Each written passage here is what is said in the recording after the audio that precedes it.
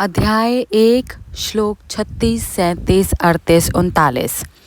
यदि हम ऐसे आतताइयों का वध करते हैं तो हम पर पाप चढ़ेगा। अतः यह उचित नहीं होगा कि हम धृतराष्ट्र के पुत्रों तथा उनके मित्रों का वध करें। हे लक्ष्मीपति कृष्ण, इससे हमें क्या लाभ होगा और अपने ही कुटुंबियों को मारकर हम किस प्रकार सुखी हो सकते हैं।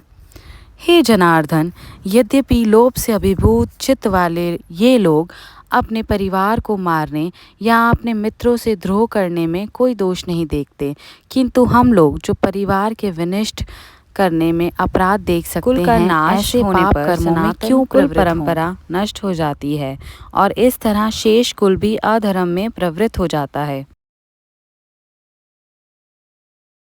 पिछले श्लोक में अर्जुन 2 बार यद्यपि शब्द कहकर अपने स्वजनों का वध न करने के अपने मंतव्य को न्यायोचित ठहराता है।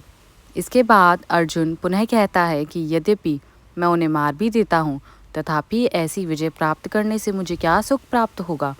अधिकतर परिस्थितियों में युद्ध लड़ना और किसी का वध करना प्राय अधर्म माना जाता है, जिसके कारण बाद में पश्चाताप और अपराध का बोध होता है। वेदों के अनुसार अहिंसा परम धर्म है और अपवाद स्वरूप कुछ विषम परिस्थितियों को छोड़कर अहिंसा पाप कर्म भी है। मां हिंसयात सर्वभूतानि, अर्थात किसी भी प्राणी को मत मारो। यहाँ अर्जुन अपने कुटुंबियों को मारना नहीं चाहता, क्योंकि वह इसे पापपूर्ण कार्य मानता है। विशिष्ट स्मृति श्लोक में 6 प्रकार के आतताइयों का उल्लेख किया गया है, जिनके विरुद्ध हमें अपनी रक्षा करने का अधिकार है।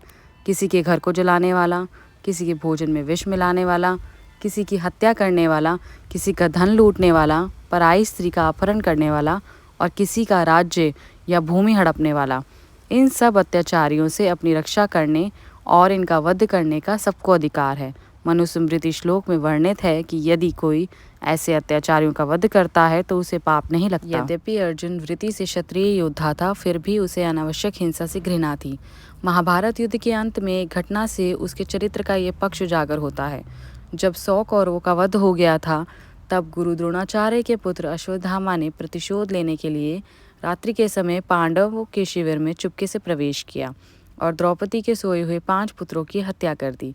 अर्जुन ने अश्वत्थामा को पकड़कर उसे जानवरों की भांति बांधकर द्रौपदी के चरणों में डाल दिया।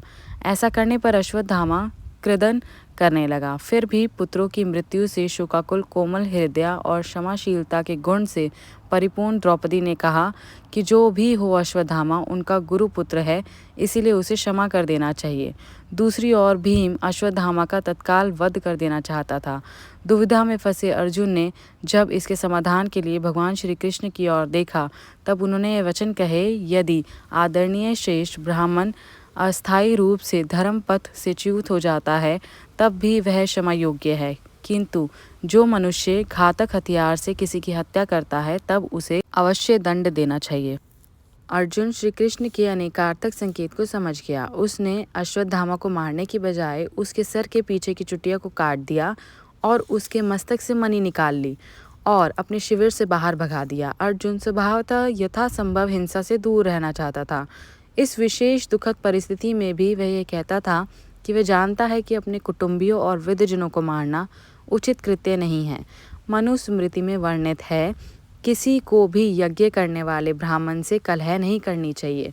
कुल पुरोहित, आचार्य, मामा, अतिथि, अपने पर आश्रित बच्चों, वृद्धजनों, वैद्य और स्वजनों के साथ झगड़ा नहीं करना चाहिए। इसीलिए अर्जुन ने यह निष्कर्ष निकाला कि लोभ से अभिभूत होने के कारण कौरव शायद धर्म पथ से डिग गए थे और अपना विवेक खो बैठे हैं। फिर जब हमारा पाप जन्य कोई मनोरथ ही नहीं, तब हम ऐसे घिनौने कृत्य में क्यों संलिप्त हों।